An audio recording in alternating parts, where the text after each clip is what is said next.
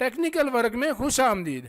हम आपको बेहतरीन सॉफ्टवेयर सिखाएंगे। आप हमारे चैनल को सब्सक्राइब करें और बेल आइकन को ऑन कर दें। तो जी मेरे प्यारे भाइयों, आप जब भी अपने कंप्यूटर पर ऑटोकैड ओपन करोगे तो सबसे ऊपर आपके सॉफ्टवेयर का नाम ऑटोकैड, जो भी आपने वर्जन इंस्टॉल किया होगा उसका नाम आएगा। उसके आगे आपने जो फाइल सेव की होगी उसका नाम, जो आप जिस नाम से भी आपने फ़ाइल सेव की होगी वो आएगा।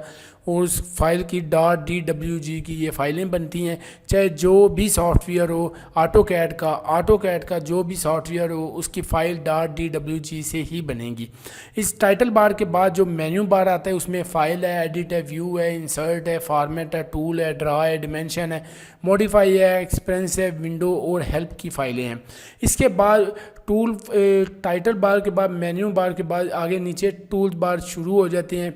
ये टूल बार साइडों पर भी हैं। ये जो साइड पर इस तरफ टूल बार है इसका नाम है ड्रा। ये ड्रा की फ़ाइलें हैं। मुख्तलिफ जो ड्रा की जो मुख्तलिफ फ़ाइलें, इसमें आप मुख्तलिफ फंक्शन है और मुख्तलिफ काम है।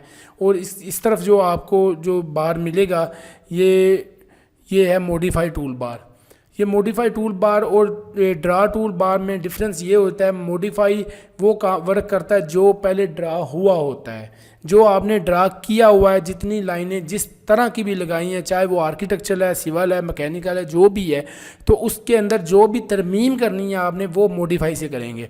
और जो भी आपने वर्क करना है वो आप ड्रा से करेंगे। इसके अलावा और भी बहुत सारे बार हैं, वो हम फर्दन जैसे जैसे आप काम करेंगे देखते रहेंगे इंशाल्लाह, और उस पर काम भी करते रहेंगे। अभी हम इनको वापस अपनी जगह पर रख के हम सबसे पहले जो काम करने वाला है, हमने इसकी यूनिट सेटिंग करनी है।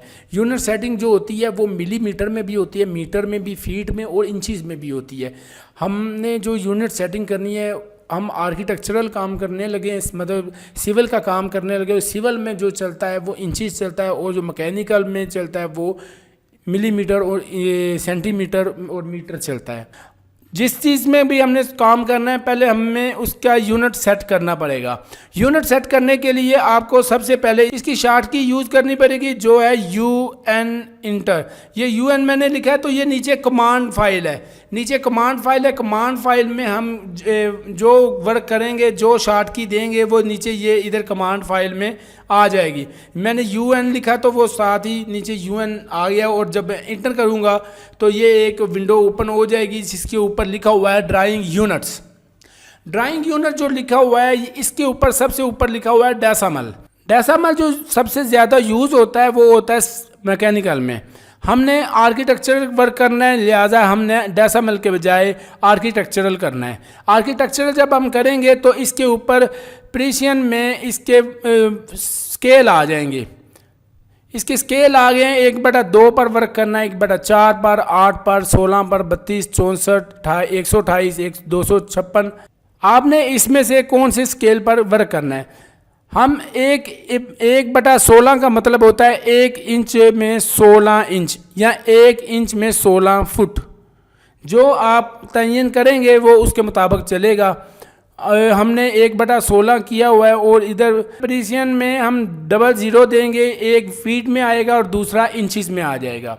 ये सेटिंग होने के बाद नीचे इंचज़ आया हुआ है यूनिट्स में। इधर अगर हम फीट देंगे तो फीट आएगा, मील देंगे मील आएगा, या अगर यार्ड वगैरह जो भी आप देना चाहें, मगर हमने इंचज़ ही रखना है क्योंकि ये ऑटो कमांड होती है। जो भी आप कमांड देंगे, मतलब आपने 5 लिख कर इंटर कर दिया है तो वो 5 इंच गिनेगा। वो 5 इंच पर आपका वो ऑफसेट फेंकेगा, एक्सटेंड करेगा, या यानी अदर जो भी आप कमांड करना चाहते हैं। आर्किटेक्चरल सिविल में आता है, सिविल के मुतलका करने लगे हैं। सिविल में इंचज़ के वाले से आएगा, मिलीमीटर या सेंटीमीटर में नहीं आएगा। लिहाजा हमने इसका ये ड्राइंग जो यूनिट है वो इस तरह ये सेट करके हमने इसको ओके कर देना है। इसके बाद अब नेक्स्ट चीज़ आती है, ये जो क्रोशियर है हमारा, जो ये मैं घूम रहा है, जो आप प्लस में देख रहे हैं, इसको ये क्रोशियर हायर होता है। ये लाइनें दो जो हैं ये क्रोशियर हायर की है। इसका ये आपको लिमिट बताती हैं +x की और -x की और +y की और -y की। मिसाल के तौर पर मैं रेक्टेंगल एक लगाता हूँ, ये मैं एक नीचे रेक्टेंगल लगाता हूँ और इसके ऊपर एक और रेक्टेंगल लगा देता हूँ। अब जबकि ये देखने में आया है कि ये रेक्टेंगल अगर हम देखें तो ये ये देखें, ये इसकी सेज जो है वो उसके मुताबिक तो है, मगर ऊपर से वो इसके बराबर नहीं। जबकि ये देखें, ये बिल्कुल एज इट ही है, जो पीछे से बिल्कुल एक सेध में है। ये इसकी एक तरतीब सेध में रखने के लिए भी ये क्रोशियर हायर जो हैं वो काम आते हैं। जबकि इसका जो बॉक्स है, ये पिक बॉक्स जो है, पकड़ने में, किसी चीज़ को पकड़ने के लिए, जैसे ये मैंने क्लिक किया तो ये पिक हो गया है। जैसे जैसे आप क्लिक करते जाएंगे तो वो भी पिक करता जाएगा। अगर आप स्किप का बटन पुश करेंगे तो वो उसको छोड़ देगा। तो ये है एक क्रोशियर हायर और पिक बॉक्स की डिटेल, जिसमें आप एक और चीज़ भी देखेंगे। जब ये क्लिक करके मूव करेंगे तो इधर ब्लू कलर आ जाएगा और इधर ग्रीन कलर आ जाएगा। ये ब्लू और ग्रीन के दो ऑप्शन है। इसका मतलब क्या है ये हमने समझना है। ओपी इंटर करेंगे तो अब हम इसके ये जो पिक बॉक्स साइज़ है, पिक बॉक्स साइज़ के ये नीचे लिखा हुआ है visual effect setting. Visual effect setting में जब हम जाएंगे तो इधर ये वही दो कलर हैं, ये ब्लू और ये ग्रीन। ये लिखा है विंडो सिलेक्शन कर रहा है, मतलब जो विंडो आप लगाएंगे उसके अंदर अंदर जितनी भी लाइनें आएंगी वो सिर्फ उनको पिक करेगा।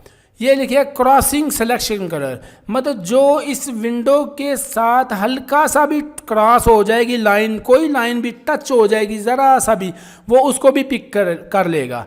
ये मिसाल देते हैं आपको दिखा के। तो जी भाइयों, ये मैंने चंद लाइनें लगाई हैं। ये लाइनों की मदद से आप देखें क्या आया, हमारा जो पिक बॉक्स साइज़ है वो कौन कौन सा सिलेक्शन करता है, कहाँ तक करता है। जब मैं क्लिक करके मूव करूँगा तो वो उसका सिलेक्शन पॉइंट जो ये आप नज़र आ रहा है जहाँ से उसने पिक किया हुआ है, उधर से आप अगर लेफ़्ट हैंड जाएंगे तो ग्रीन देगा, राइट हैंड जाएंगे तो ब्लू देगा। जब ये राइट हैंड ब्लू में आएंगी तो जितने भी ब्लू के अंदर, ब्लू कलर के अंदर अंदर जितने भी लाइनें आ रही हैं, जब मैं इसको दूसरी बार क्लिक करूंगा तो वो सिर्फ उन्हीं लाइनों को पिक करेगा। जबकि इसके मुतरादफ जो ग्रीन कलर है वो अगर हल्का सा भी टच हो जाएगा, ये देखें मैंने किसी एक लाइन को पूरा मुकम्मल पिक नहीं किया हुआ बल्कि हल्का सा टच किया हुआ है, और जब मैं क्लिक करूंगा तो वो तमाम लाइनें सिलेक्शन में आ जाएंगी कि ये तमाम लाइनें सिलेक्ट हो गई हैं। ये पिक बॉक्स साइज़ का एक ऑप्शन है जो हमें ओपी इंटर करके इसकी सिलेक्शन में जाके पिक बॉक्स से विजुअल इफेक्ट सेटिंग में आएगा। जब विजुअल इफेक्ट सेटिंग में जो ये कलर आएगा इसको हम कम और ज़्यादा भी कर सकते हैं। जितना इसको डार्क करता जाएंगे डार्क होता जाएगा, जितना इसको कम करता जाएंगे वो उतना इसको कम कर देगा और वो उतना ग्लास शेप में ले आएगा। मतलब हल्का हल्का नज़र आएगा कलर, मगर वो ग्लास शेप में होगा। तो इसी तरह इसको हम ओके करते हैं। तो जी मेरे भाइयों, आज जैसा कि आप देख रहे हैं कि ड्राइंग लिमिट जो है वो सेट करना पेज के ऊपर के जिस पर आपने ड्राइंग बनानी है। जैसे कि ये मैंने एक बॉक्स लगाया, ये एक साइज़ है एग्जांपल। ये क्रोशियर हेयर जो होता है उसका ये 0.0 इधर से शुरू होता है और कोऑर्डिनेट्स जो उसका एक्स और वाई वो इधर तक जाता है। जो साइज़ आपने देना है मतलब 0 से लेकर 50 फुट तक देना है, 0 से लेकर 100 फुट तक देना है, 0 से लेकर 1000 फुट तक देना है। जो भी आपने एरिया सेलेक्ट करना है जिसमें आपकी ड्राइंग बननी है वो आपने सिलेक्शन करनी है, उसके बगैर ये काम नहीं आप कर पाएंगे। जैसे कि हम एक न्यू पेज आपके सामने अब ओपन करते हैं, कंट्रोल N करके हम ये न्यू पेज मैंने ओपन कर लिया। सबसे पहले इधर हम यूनिट सेट करेंगे, जैसे हमने पहले किए। आर्किटेक्चरल इधर कर लेना है और इधर 00 दे देना है और इसके अलावा इसको हमने कुछ नहीं करना है और ओके कर देना है। जब ये हम ड्राइंग यूनिट ओके कर चुके हैं, अब हमने लिमिट्स इधर लिखना है LIMITS लिमिट्स लिख कर जब हम इंटर करेंगे आपसे पूछेगा स्पेसिफाई लो लेफ्ट कॉर्नर। लो लेफ्ट कॉर्नर का आपने साइज़ बताना है 0,0 से शुरू होना है और इंटर करना है। इसके बाद आपने वो आपसे पूछेगा specify upper right corner. Upper right corner आपने देना है 100 फीट। टैब दबा रहे हैं, कोमा कर लें, एक ही बात है, फिर 100 फीट कर देना है और इंटर कर देना है। अभी आप जब इधर से क्लिक करके ऊपर तक देखेंगे कि हमारी लिमिट कितनी गई है तो आपको 3 फुट नज़र आ रही है। 3 फुट जो right corner upper right corner की है दूसरे नंबर पर वो 3 फुट कुछ इंच की नज़र आ रही है, जबकि हमने 100 फुट दी थी। इस पर आपने ऐसे करना है, Z इंटर E इंटर कर देना है। जब आप Z इंटर E इंटर करेंगे, अब आप नीचे से क्लिक करके जब ऊपर तक जाएंगे तो आपको अब नीचे 99 फुट नज़र आ रहा है। अब हम इधर एक लाइन लगा कर देखते हैं क्या है। हम इसकी लिमिट साइज़ बिल्कुल हमने ठीक दी है। L इंटर करेंगे और क्लिक करके मूव करेंगे।